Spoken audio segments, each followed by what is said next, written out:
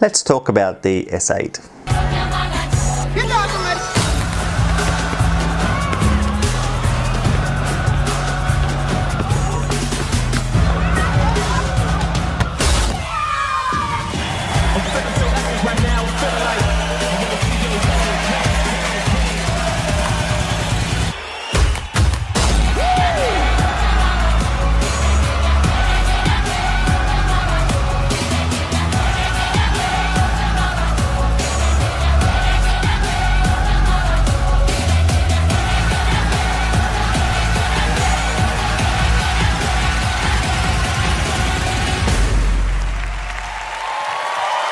Another massive launch from the company, and a lot of great positive first thoughts from a lot of people. So there are a couple of things that I'm hearing from YouTubers that just blows my mind, right? And it centers on the complaints.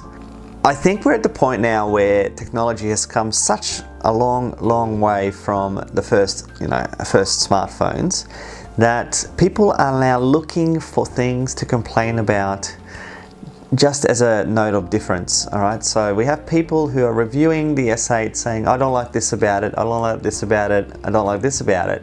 And it's just absolutely, it just blows my mind. It's bizarre how people are nitpicking tiny little things. So a couple of the complaints have been about the fact that the phone is natively not set at its highest setting. Like, really? That's a complaint about the S8?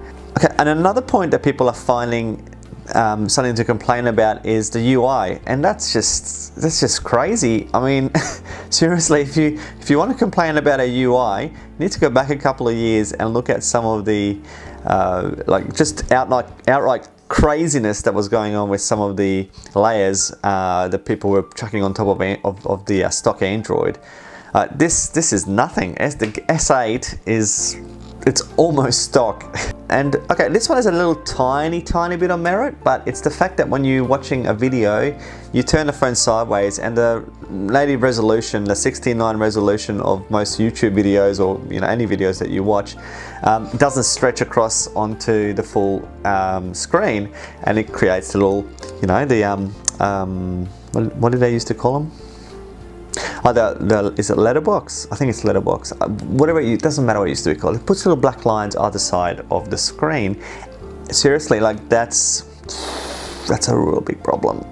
Obviously, I don't have an S8 yet. I don't even know if I'm really going to get one, but I can tell you right now that it's going to be a brilliant phone, just like the S7 was, just like the S6 was, just like the Note 4, the Note 5. We know that we're going to pretty much be certain that there's going to be no issues with the batteries exploding in the new Samsungs. It's almost a given. If you've watched any of my reviews about phones, you're going to know what I'm about to say next, because once again we have a super awesome flagship phone that is going to just take your money. It's going to take your money. So we all know what's going to happen. I mean, these S8s, they're going to be, no one's going to buy one outright. Seriously, no one. They're going to be super expensive. It will be at least $1,200, $1,300. No one here in Australia is going to buy an S8 outright. Like, if you do, please let me know, because I want to be your friend because you have lots of money. People are going to end up with them on plans, and it's going to cost a lot of money. So let's talk about the big three: Vodafone, Optus, and Telstra. Now, Vodafone are offering the S8 at the moment on a pre-order with the VR for $86 on their cheapest plan, and it does go up from there. So the minimum you're going to pay for the Samsung is $86 for 2 years, of course. Okay, surprisingly, Telstra are going to keep it at $90 per month for the cheapest plan that they're going to offer the S8 on. So I thought they're going to hit 100 at least, if not more. So that's actually kudos to Telstra for keeping it still quite accessible to a lot of people. But yeah, $90 a month, it's a bit of money. So Optus are offering the S8 for $82 a month. Okay, so that's not a bad deal either, but I mean, we're still talking $82 every single month. So, and let's not forget, it's a 2-year commitment. So I don't know, that's a lot of money for me. So on the plus side of all this, is the S7, which is a beautiful, excellent, last year's flagship. The S7 is now going to be reduced in price. So if you are after a smartphone, now is probably the time to pick up an S7 because it's going to be reduced to clear the stock to make way for the S8. So I'm imagining you can probably pick up an S7 quite cheap. So yeah, definitely look into that if you're after a premium phone that is now going to be cheaper. So just to wrap up everybody, the S8 is going to be an awesome phone. Lots of people are going to have it.